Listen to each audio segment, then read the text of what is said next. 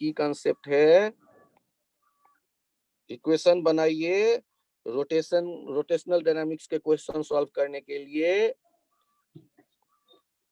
Translation, फिर rotation, फिर relation. 99% case में 99% केस जो होगा उसमें A equals to alpha r relation आप यूज करने वाले हैं।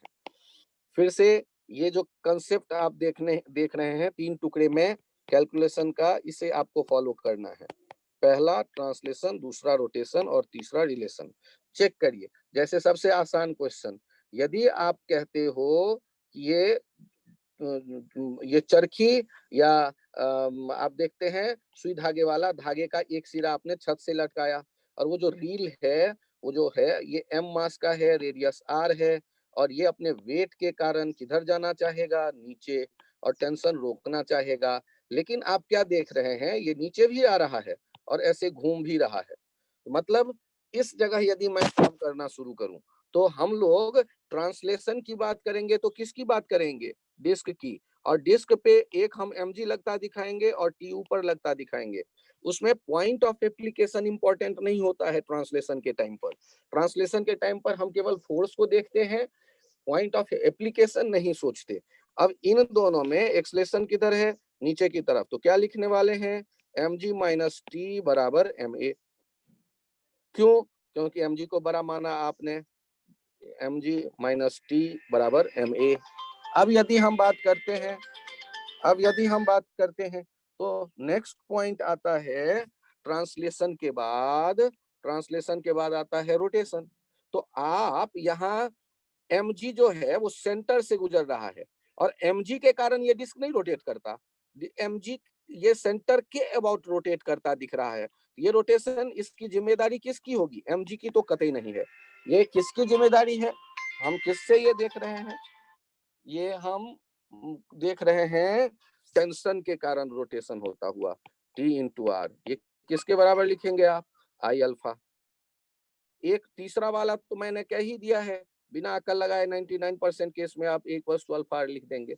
सर नहीं, मैं तो अकल लगाने वाला बच्चा हूँ, बड़ा अच्छा बच्चा है। तो यहाँ देखिए पूरा डिस्क नीचे आ रहा है, तो ये जो पॉइंट P है ये नीचे आएगा, कितने एक्सलेशन से, ए एक्सलेशन से, क्योंकि पूरा डिस्क नीचे आ रहा है और ये घूम भी रहा है। तो घूमने के कारण इस पॉइंट का घूमने वाला एक्सलेशन टेंजेंशियल ऊपर अल्फा आर दिखेगा और यहाँ P पॉइंट का जितना है उतना ही Q पॉइंट का होगा, क्योंकि धागे के ही ये दो सिरे हैं। तो AP और AQ एक जैसा होना चाहिए। AQ 0 है तो AP क्या लिख दोगे, अल्फा आर माइनस ए लिख दोगे। तो यहाँ से A बराबर क्या आ जाएगा, अल्फा आर। और आपको इतना अकल लगाने की आवश्यकता नहीं है, ए और अल्फा केवल दो ही अननोन दिख रहे हैं ना, तो उनके आपस का रिलेशन बड़े प्यार से A बराबर अल्फा आर लिख दिया करो। 99 और मैं तो कहता हूँ 99.5 99.7% केसेस में बिना अकल लगाए ये लिखना फायदेमंद है। कुछ एक दो क्वेश्चन ऐसे आपको जरूर मिलेंगे एडवांस के लेवल का जिनमें हम लोगों का ये रिलेशन काम नहीं करने वाला, कुछ और थोड़ा डिटेल सोचना पड़ेगा। कहीं a/2 या a/2 इंटू अल्फा आर होगा या a/2a इंटू अल्फा आर होगा, वो उसका कारण क्या बनेगा, वो स्ट्रिंग कांस्टेंट से वो जैसे अभी डिराइव किया वैसे डिराइव करना पड़ेगा। लेकिन एक्सेप्शनल कुछ केसेस में 99.8% केसेस में डायरेक्ट आप ए अल्फा आर यूज कर दो, कोई दिक्कत नहीं है। क्या क्या करेंगे फिर से समझिए। यदि आपके सामने में मान लेते हैं डिस्क है, देखिए क्वेश्चन नहीं बदलने जा रहा, आपको केवल सोचने का एक तरीका डेवलप करना है, ये ध्यान रखिएगा। यदि हम लोग ये कहते हैं कि ओके अबाउट ये रोटेट करने के लिए फ्री है, ये आई है और ये रेडियस है इसका आर। यहाँ देखिए एक ब्लॉक रखा गया है एम और ये M1 और यहाँ पर ब्लॉक रखा गया है M2। और अब आप बताइए, यदि ये पुली जो है, पुली का मास दे दिया, इसका मतलब ये रफ पुली होगा, रफ पुली। और रफ पुली यदि होगा इसके दोनों तरफ टेंशन अलग अलग हो जाएंगे और पुल कह रहा होगा ऐसे केसेस में कि पुली के ऊपर धागा फिसल नहीं रहा, धागे को लेकर के घुमा रहा है, धागा पुली को लेकर घुमाया जा रहा है। तो यहाँ पर T2 और M2G में एक्सलेशन देखिए, हम क्या लिखेंगे, M2G minus T2 equals to M2A। फिर क्या लिखेंगे, T1 इक्वल्स टू M1A। ये दोनों किसके हो गए, ट्रांसलेशन। अब बताओ रोटेशन के लिए क्या लिखना चाहिए, तो पुली को T1 कैसे रोटेट करना चाहेगा, T1 रोटेट करना चाहेगा, ये दिख रहा है क्लॉकवाइज, और T2 कैसे रोटेट करना चाहेगा, ये दिख रहा है एंटी क्लॉकवाइज। और हम डोमिनेट किसको करता देख रहे हैं, अल्फा जिधर है T2 वाला, तो हम लिखेंगे tau equals to I alpha, T2 into r minus T1 into r alpha. तो यहाँ पर और एक रिलेशन हो गया, ये 1, ये 2, ये 3, और तीसरा हो जाएगा I alpha, a equals to alpha r, a equals to alpha r. ये चौथा इक्वेशन हो गया। एक बार मैं फिर से समराइज करना चाहूँ तो यहाँ जो आप देख रहे हैं इक्वेशन कौन कौन से आ गए, यहाँ मैं देख रहा हूँ इक्वेशन आ गए ये M1 वाला, और ये M2 का इक्वेशन, और ये एक्सलेशन दोनों के ये, और ये अल्फा, इसका IR दिया गया है। तो सबसे पहले लिखते हैं ट्रांसलेशन।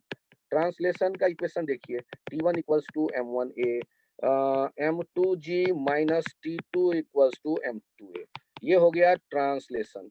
अब देखिए रोटेशन। रोटेशन में जैसे F बराबर MA ट्रांसलेशन, F बराबर MA ट्रांसलेशन, वैसे टॉ बराबर I अल्फा रोटेशन। यहाँ लेकिन टाउ दो दिख रहा है, एक T1 इंटू आर और एक T2 into r. T2 into r dominate करेगा, घटाया T1 इंटू आर अपोजिट है आई अल्फा। ये हो गया तीसरा इक्वेशन। और relation, relation generally string constant होता है, स्ट्रिंग कांस्टेंट, और ये कितना दिख रहा है, ए इक्वल्स टू अल्फा आर। तो इस तरह हम लोग, हाँ ये वो ढूंढो जो खरा मेरा वाला फोन, कोशिश करो देखें कहीं, यदि वो बंद है ना कभी कभी काम पड़ता है। तो ए इक्वल्स टू अल्फा आर यहाँ चेक कर सकते हैं, चेक करिए। यदि कोई कंफ्यूजन है तो बताएं आप लोग। Translation, rotation, relation, translation, rotation, relation. T1 equals to M1A, M2G minus T2 equals to M2A, T2 into R minus T1 into R equals to I alpha, A equals to alpha।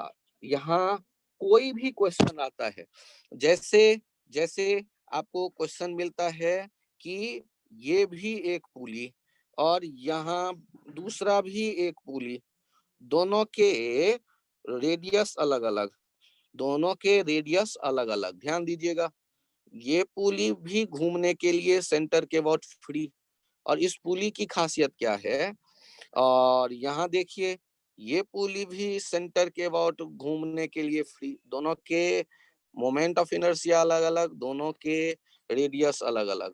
ये I1 R1, ये I2 R2, और यहाँ इस पुली पे धागा लिपटा हुआ है, इस पुली के ऊपर धागा लिपटा हुआ है बहुत सा, और ये धागा ऐसे आया इसके ऊपर से, और यहाँ ब्लॉक से टंगा हुआ है, ये M। अब गौर करिए हमारे सामने क्या होगा कि ये ब्लॉक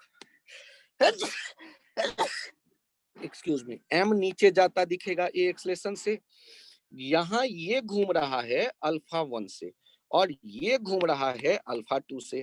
टेंशन तो हमने अलग अलग कर लिए, T1 T2। अब ये सोचो ना, T1 क्या क्या करता है, T2 क्या ये और T2 क्या क्या कर रहा है। अब मुझे बताइए हम इक्वेशन किसका किसका लिखते हैं, हमें बताने के लिए कहा गया अल्फा 1 बताओ, अल्फा 2 बताओ, ए बताओ। क्या क्या बताने को कहा गया, अल्फा 1 बताओ, अल्फा 2 बताओ, ए बताओ।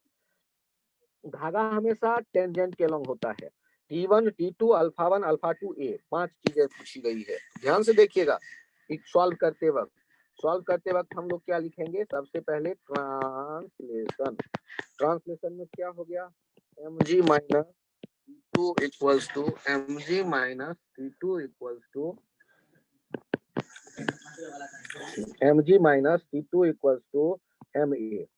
दूसरा रोटेशन, रोटेशन के लिए किनका किनका इक्वेशन देखेंगे, पहले इसको देखिए, T1 इंटू आर बराबर I1 अल्फा 1, ये पहला इक्वेशन था, ये दूसरा इक्वेशन। और रोटेशन दूसरे का देखिए, T2 इंटू, ये R1 था, T2 into R2 minus T1 into R2, क्योंकि वो R2 वाले का रेडियस से जो यूज कर रहे होंगे दूसरे पुली के लिए distance R2, T1 T2 into R2 minus T1 into R2 equals to I2 alpha 2। यहाँ पर कितना हो गया, ये इक्वेशन 3। अब इन सब को देखिए, अब हमारे पास जो वैल्यू आ रहा है उस वैल्यू को ध्यान से देखिए, रिलेशन छूट रहा है। रिलेशन क्या क्या होगा, तो एक alpha equal a equals to alpha 1 R1 और ए इक्वल्स टू अल्फा 2 R2, ये दो रिलेशन आ गए।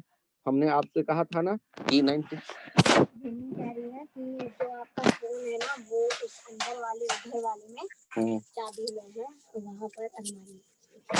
तुम अपने हिसाब से देखना, नहीं तो रहने देना, अभी काम चल रहा है, नेक्स्ट क्लास में देखेंगे।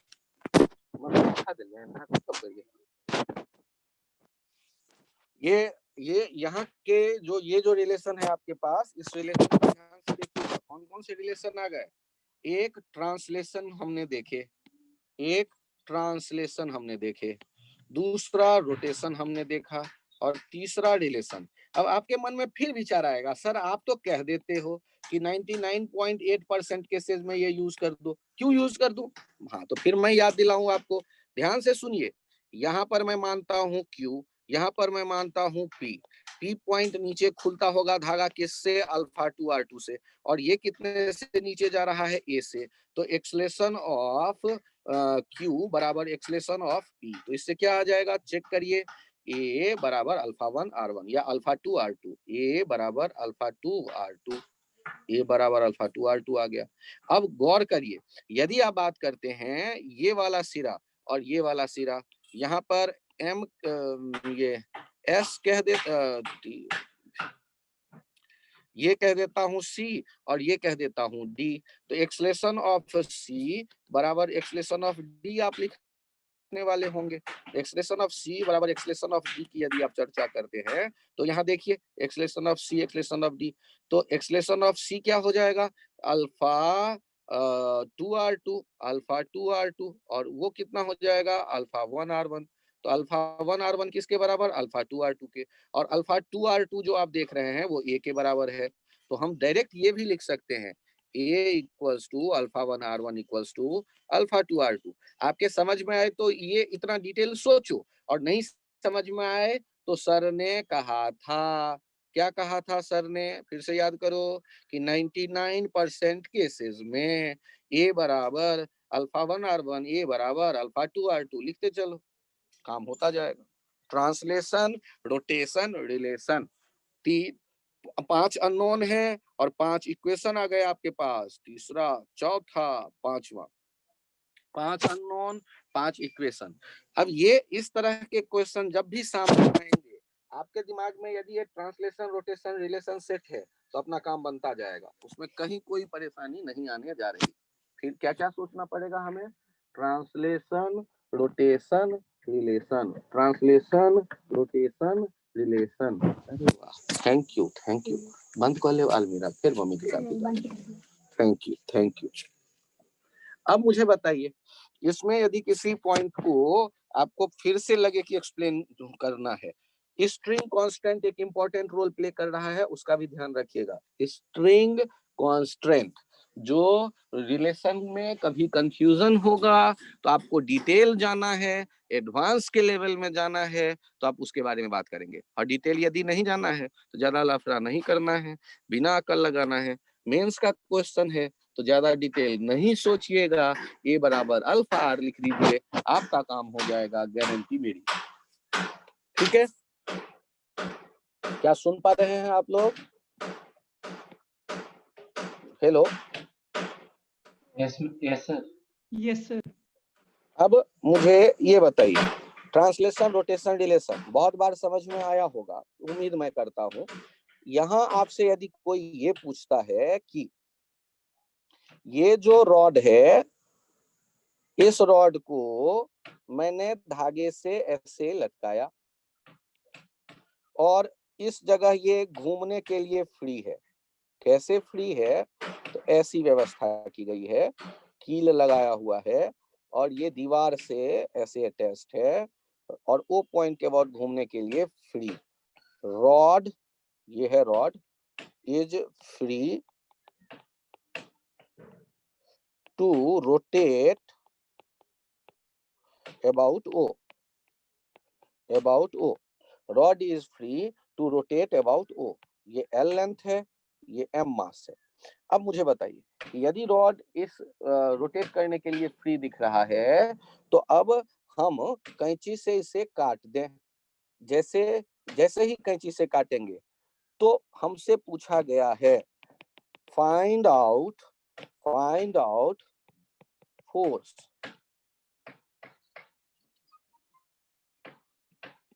due to hinge. Hinge means कील, force due to hinge. ये कील कह रहे हैं, जहां वो ओ है वहां पर एक कोई कील होगा जिसके बाद ये रॉड घूमेगा। Find out force due to hinge on the rod just after we cut the string. Just after we cut the string. अब ये जो क्वेश्चन है ये भी ट्रिकी क्वेश्चन कहलाता है। यहाँ भी एक कंसेप्ट आप सीखेंगे, इसके बिना ये क्वेश्चन तो हिल नहीं चला। क्या कहा गया है कि एक रॉड है, रॉड को धागे से बांधा, एक तरफ कील है, बैलेंस है और आपने कैंची से काट दिया। यदि कैंची से काट दिया तो ये ऐसे तो रहेगा नहीं, जैसे ही कैंची से काटेंगे ये घूमना शुरू कर देगा। उस समय कील कितना फोर्स लगा रहा होगा रॉड पे? 99% बच्चे को ये पसंद आ जाता है कि mg नीचे है, धागा कट गया है और ये जो है इस कील के अबाउट घूमता छोड़ो, ये ओ के अबाउट ये जो फोर्स दिख रहा है ये एफ हिंज हो जाएगा और हम बोल देंगे एफ हिंज बराबर है mg। और जैसे ही ये बोलोगे तो मैं कहूंगा गलत हो गया। अब क्यों गलत हो गया? अब ये क्यों गलत हो गया उसके बारे में सोचो। यदि आप कहते हो कि ये गलत हो गया तो क्यों गलत हो गया, इस पे काम करते हैं। यहाँ पर आपको लग रहा है कि ये यदि गलत हो गया तो फिर विचार करो क्यों गलत हो गया। मुझे ये बताइए, जैसे ही धागे से इसे कट कर देंगे तो क्या ये रॉड रुका रहेगा या मूव करेगा? तो मूव करेगा और आप जानते हैं tau equals to I alpha. Tau कौन बनाएगा? mg। किस पॉइंट के अबाउट? ओ पॉइंट के अबाउट। और आई भी किसके लेंगे? ओ पॉइंट के about. mg into l/2 equals to ml²/3 into alpha. Alpha कितना हो गया? 3g/2l। चेक करिए। सर आपने ये क्यों निकाला? अरे बहुत अच्छी बात। अब मुझे बताइए कि हम F बराबर ma रोटेशन में किसके लिए लिखते हैं?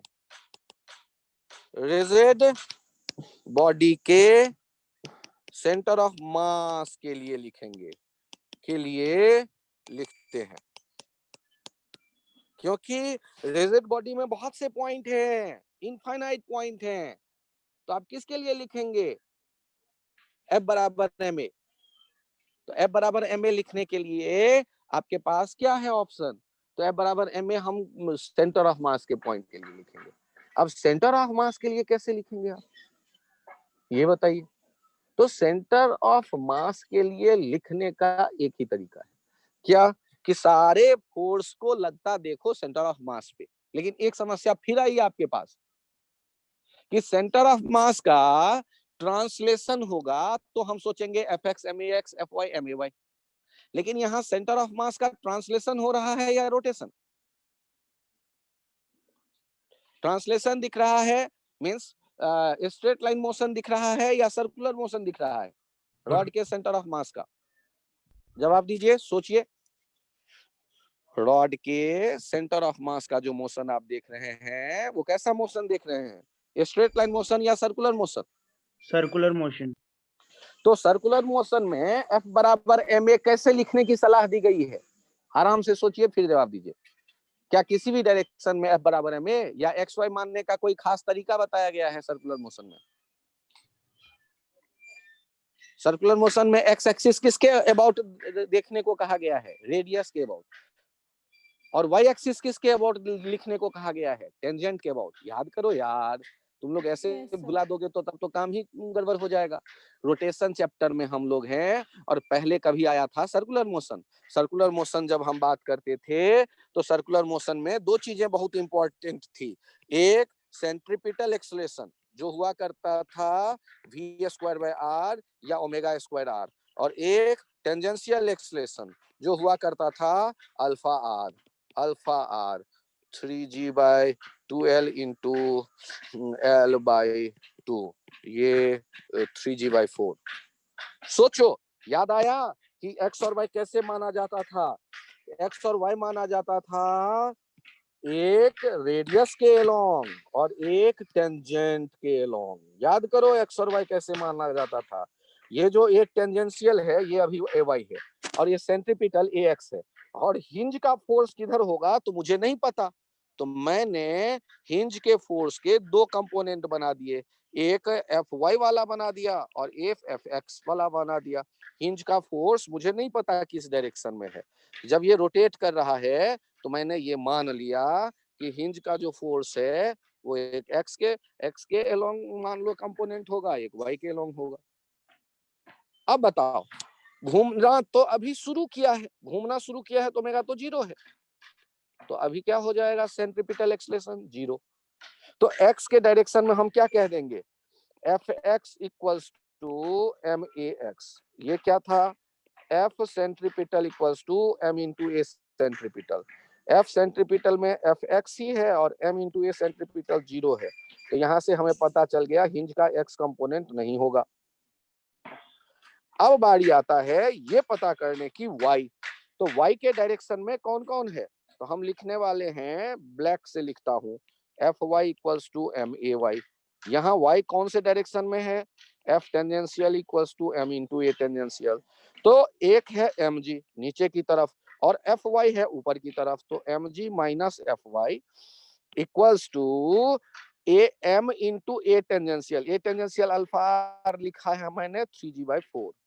तो यहां से हमें Fy पता चल गया। Fy कितना हो जाएगा? mg माइनस 3mg/4, और ये वैल्यू आ गया mg/4। तो जैसे ही धागे को हमने कट कर दिया होगा, जैसे ही धागे को हमने कट कर दिया होगा तो ये रॉड रोटेट करने वाली सिचुएशन में है, लेकिन ओमेगा 0 है। जैसे ही धागे को हमने कट कर दिया तो धागे को कट करने के बाद ये रोटेट करने वाले सिचुएशन में है, और रोटेट करने वाले सिचुएशन में होने के बाद भी हम यहाँ क्या देख रहे हैं कि ये अब सर्कुलर मोशन पे जा रहा है, सर्कुलर मोशन पे जा रहा है। ठीक है? हाँ बुआ, हाँ मुकुंद, हेलो, हाँ मुकुंद, अरे अरे ओझा गोर लगे छी, एखन क्लास में छी ओझा। ठीक ठीक, हाँ आप फिर कनी गप करू, 7 साढ़े 7 में फ्री हो, 1 घंटा बाद फ्री है तकर बाद। ठीक है, गोर लगे छी ओझा। हाँ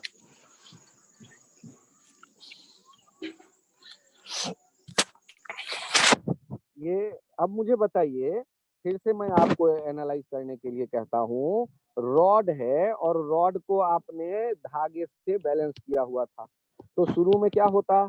एफ हिंज आता और ये टेंशन आता और ये mg आता। क्योंकि सिमेट्री होने से आप देखते एफ हिंज और टी मिल करके बैलेंस कर देता mg को।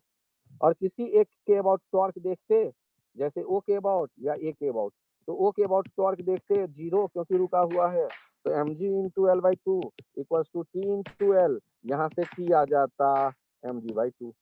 ये था तरीका दिशा डिसाइड करने का। यदि टॉर्क अबाउट ए मैं सोच के 0 कर दूं तो टी तो वहीं से गुजर रहा है, यहाँ कील मान लो, और ए के अबाउट mg इंटू L/2 ये ऐसे घुमाना चाहेगा mg, मैंने काले रंग का भी सर्कुलर डायरेक्शन दिखाया, और एफ हिंज इंटू एल, तो एफ हिंज भी कितना आ जाता, ये भी हो जाता है mg/2।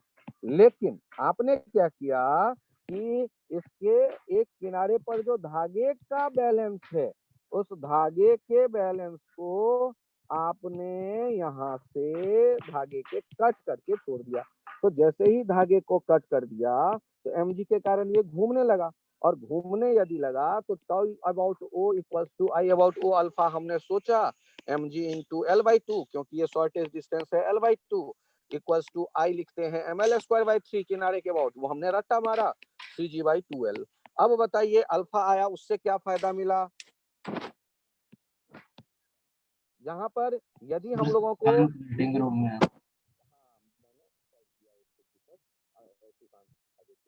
Alpha equal to 3g/2l। अब यहाँ चेक कर लो, यहाँ सर्कुलर मोशन किसका दिखने वाला है, तो सर्कुलर मोशन दिखने वाला है सेंटर ऑफ मास का, हमें उसी पे फोकस करना है। और अब पार्टिकल को तुम देखो केवल यहाँ m एक पॉइंट मास, भूल जाओ बाकी, और रेडियस कितना दिख रहा है circular path centre of mass का L/2। एक्स वाई कैसे चुनोगे, तो एक्स और वाई चुनते हैं टेंजेंट और रेडियस की तरफ, एक सेंट्रीपिटल एक्सप्रेशन जो कि 0 दिख रहा है, एक टेंजेंशियल एक्सप्रेशन जो कि अल्फा आर होता 3g/2l into L/2 that is 3g/4। अब मुझे बताओ यहाँ हिंज का फोर्स देखना है तो एक Fy कर देते हैं, एक Fx कर देते हैं, मुझे नहीं पता। और यहाँ देखो Fx equal to m into a centripetal, ये 0 हो गया, क्योंकि सेंट्रीपिटल में हम क्या लिखते हैं ω²r, और ओमेगा अभी क्या है, अभी तो घूमना शुरू ही किया है, तो ये ओमेगा 0 है, तो ये centripetal 0, motion just circular start हुआ है, तो ओमेगा 0 होने से इस मोमेंट पे सेंट्रीपिटल 0, तो Fx 0 आ गया। अब Fy के लिए ये एक अलग अलग जगहों पे है, लेकिन जगह से कोई मतलब नहीं होता है। जब ट्रांसलेशन लिखते हैं F बराबर ma, तो उस समय केवल डायरेक्शन देखो, y के पैरेलल नीचे कौन है, y के पैरेलल नीचे है mg, ऊपर कौन है Fy। नेट हमने नीचे इसलिए रखा क्योंकि ये टेंजेंशियल नीचे है, 3g/4। यहाँ Fy को राइट साइड ले जाओ, mg minus 3mg/4 equals to हो गया mg/4, यही कौन देगा, ये देगा Fy। तो आपको हिंज का फोर्स Fx है ही नहीं, हिंज का फोर्स ये Fy है। ये कितना दिख रहा है mg/4। जिन लोगों के ये समझ में आया प्लीज हैंड राइज करें, टफ क्वेश्चन है, प्लीज हैंड राइज करें। सोम, केतव, वेदांत, महेशा, कुशल, सौमिल, रिद्धिमा, कार्तिक, बहुत बढ़िया, दिव्यांशु, क्षितिज, प्राप्ति, भव्य, अंश, पलक, आदित्य, बहुत बढ़िया, सुशांत, बालक लेट गया फिर भी समझ गया, बहुत बढ़िया, आर्यन और लक्षिता। लक्षिता आप कहाँ हैं आर्यन, एक बार और बताऊं।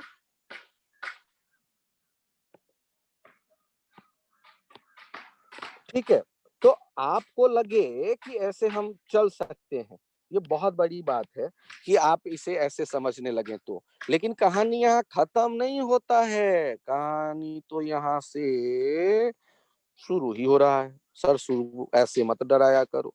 अच्छा चलो चलो, तुम लोग इतना समझदार तो हो ही गए हो कि मुझे जरूर ये बता दोगे कि अब यदि मैंने धागे को कट किए तो धागे के कट करने के बाद कभी न कभी ये वर्टिकल होगा, तो जब वर्टिकल होगा तो रॉड का ओमेगा कितना होगा ये मैं जानना चाहता हूँ, एक पॉइंट। और जब ये सिचुएशन जब है, जब ये ऐसा सिचुएशन हो ओमेगा वाला, उस समय कील कितना फोर्स लगाता होगा, हिंज, एक ये भी बता दो लगे हाथों। रॉड का मास कितना है m, ये मैं बता दे रहा हूँ, लेंथ कितना है वो भी मैं बता रहा हूँ। तो हमें क्या क्या बताना है, जब रस्सी काट दें उसके बाद रॉड घूम करके ये होगा वर्टिकल, जिस मोमेंट पे ये वर्टिकल होगा उस मोमेंट पे ओमेगा कितना है ये आपको बताना है, एक पॉइंट। और दूसरा पॉइंट, जब ये वर्टिकल हो गया उस स्थिति में हम लोगों को, वर्टिकल होने पर उस स्थिति में हम लोगों को बताना है कील कितना फोर्स लगा रहा होगा इस रॉड के ऊपर, कील कितना फोर्स लगा रहा होगा इस रॉड के ऊपर, ये बताओ। तो कील कितना फोर्स लगा रहा होगा इस रॉड के ऊपर, इसके बारे में हमें चर्चा करना है। फिलहाल मुझे ये बताइए क्या पहला पार्ट पहले भी देखने को मिला है? धागा काटने के बाद, after we cut string, after we cut the string. आप क्या लिख सकते हैं? Loss in potential energy equals to gain in kinetic energy. Loss किसको सोचते हैं? सेंटर को देख के, पोटेंशियल एनर्जी में ये कितना नीचे आया है, ये कितना नीचे आया है, h L/2, क्योंकि ये भी L/2, ये भी L, देखिएगा mg L/2, और हाफ आई किसके अबाउट? O के अबाउट, जिसके अबाउट ये घूमता दिख रहा है, और वेलोसिटी mv स्क्वायर नहीं, रिजिड बॉडी है, हाफ आई ओमेगा स्क्वायर, क्योंकि प्योर रोटेशन है। तो ये mg L/2 equals to half ml square by 3, क्योंकि एंड पॉइंट के अबाउट ओमेगा स्क्वायर। तो ओमेगा का वैल्यू पता चल गया आपको, 3g by l square root में। एक काम तो हो गया। अब बारी आता है हिंज का फोर्स। पहले ये बताओ, यहां तक जिन जिन के समझ में आ गया है वो हैंड राइज कर दो जल्दी जल्दी। जिनको ये महिषा, सोम, दिव्यांशु, कुशल, किताब, सौमिल, कृतिका, क्षितिज, अंश, प्राप्ति, रिद्धिमा, कार्तिक, बहुत बढ़िया, सुशांत, आदित्य, भव्या, पलक, बहुत बढ़िया। अब ये यहाँ तक हम लोग यदि चले आए तो इससे कहानी अब बहुत नजदीक हो गया। अब मुझे केवल और केवल क्या देखना है? केवल और केवल ये देखना है कि जो वैल्यू दिख रहा है हिंज के फोर्स का वो क्या होगा। फिर मुझे बताइए, हिंज के फोर्स का जब आप वैल्यू देखना चाहते हैं, एफ हिंज और mg ऐसे दिख रहा है, सर्कुलर पाथ आपको ऑलरेडी दिख रहा है, सर्कुलर पाथ दिख रहा होगा, तो आपको तो मानना है एक्स वाई ना, तो हमेशा एक्स वाई क्या मानने की मैंने सलाह दी है? Radius tangent. ये सेंट्रीपिटल कितना दिखेगा? Omega square r, omega square r 3g/l into L/2, तो ये हो जाएगा 3g/2।